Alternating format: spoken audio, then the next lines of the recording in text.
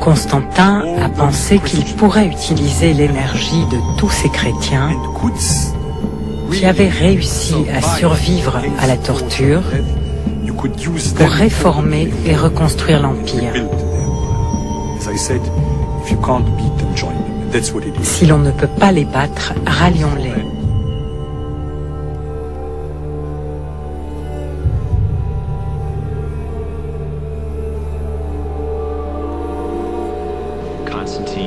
Constantin doute de la puissance de son armée. Il aurait, dit-on, imploré la protection d'un dieu et aurait reçu, en réponse à sa prière, une vision qu'il interprète comme une vision chrétienne. L'historien du IVe siècle, Eusèbe de Césarée, a relaté cet événement tel que le lui a rapporté Constantin en personne.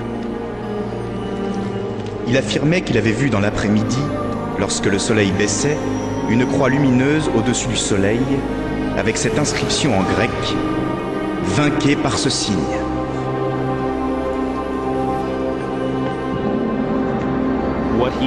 Il prétend avoir vu un symbole semblable à une croix surmontée d'une sorte de paix. Il s'agit des lettres Chi et Rho, les deux premières lettres du Christ en grec.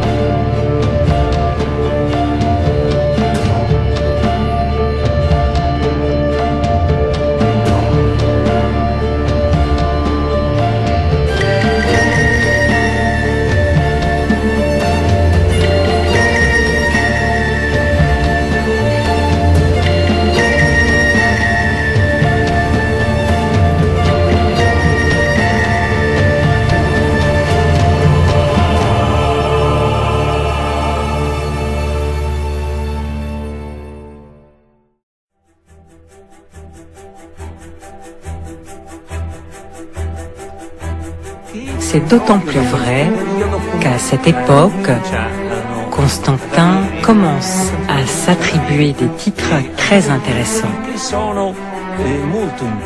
Par exemple, il est appelé le 13e apôtre, ou bien Isoapostolos, c'est-à-dire l'égal des apôtres, ou bien l'évêque de ceux qui sont en dehors du christianisme. Après avoir conquis la totalité de l'Empire, Constantin souhaite créer une cité qui porterait son nom. Ce qu'il fait, c'est Constantinople. Il la situe à un endroit stratégique, à équidistance des principales frontières. Et il choisit délibérément de fonder une ville n'ayant aucun rapport avec ses prédécesseurs païens. Une ville qui ne connaisse aucune tradition rivale. Une ville chrétienne. Mais des émeutes éclatent au sein de l'Église pour des raisons de différences religieuses. L'unité chrétienne instaurée par Constantin vole en éclats.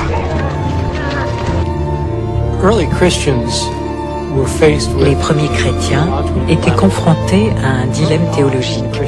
Au tout début, certains chrétiens pensaient que Jésus lui-même était divin. Mais ces chrétiens étaient des juifs.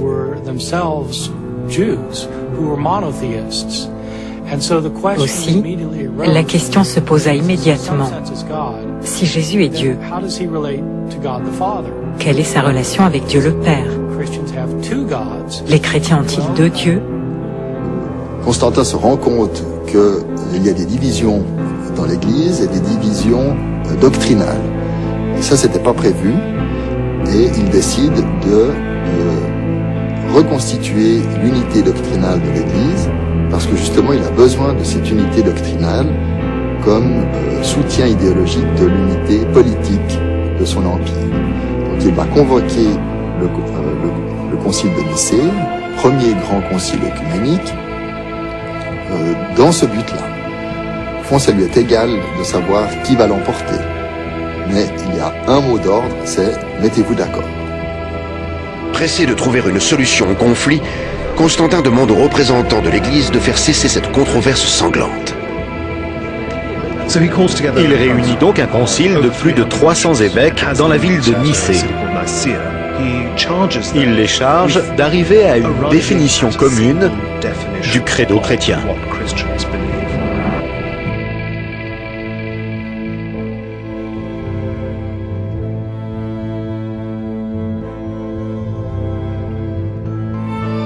Alors voilà ce qu'ajoute le concile de Nicée, le fameux mot ousios, homo ousios. Dans ousios, il y a ousia, l'essence.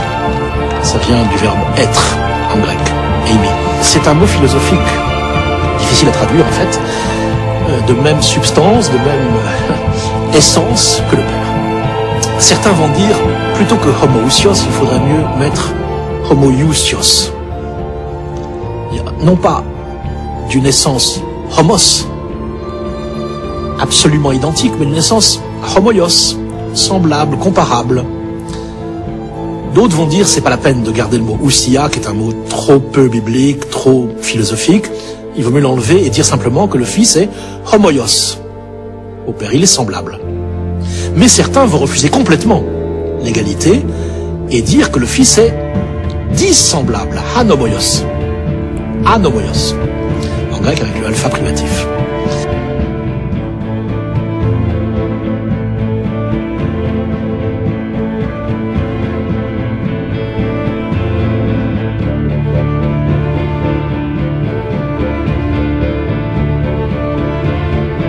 C'était lui, le païen, qui décidait de l'orthodoxie religieuse, du vrai chemin. L'empereur était l'homme le plus puissant de l'Assemblée. Il allait personnellement d'un évêque à un autre avec un bout de papier qui leur demandait de signer.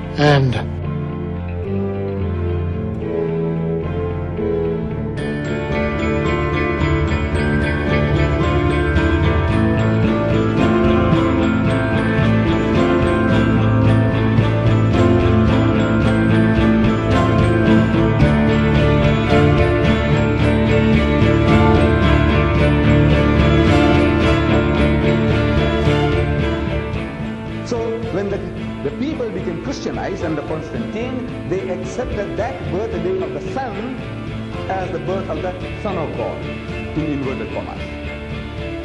So it is not the birthday of Jesus. But now because of that, men of learning in the West, they are now supposing that this Jesus was a myth. Constantin a continué à pratiquer le paganisme. Il a construit de nouvelles églises, mais également beaucoup de temples païens, et toute sa vie, il a participé au culte des idoles.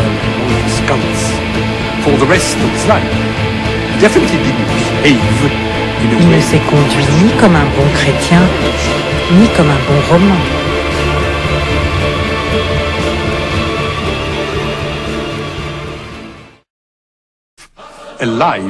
On raconte qu'il a fait bouillir vivante sa première femme dans une baignoire en métal, et ensuite, il a tué leur fils de ses propres mains. Constantin entend signifier par là qu'il n'est pas accessible à la pitié, même s'agissant des membres de sa propre famille.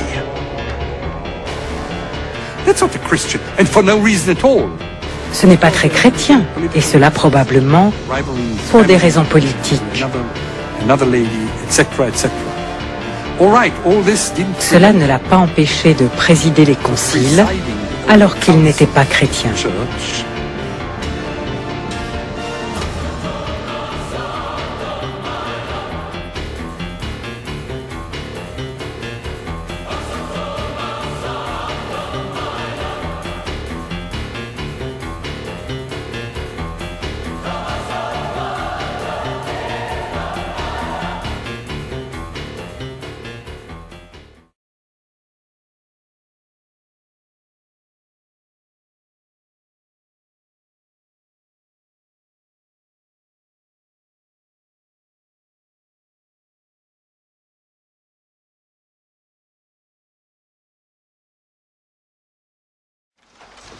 C'est la dernière fois que tu mets les pieds ici. Pourquoi? Parce que tel un apôtre, Ta tâche n'est pas d'interpréter, mais de délivrer.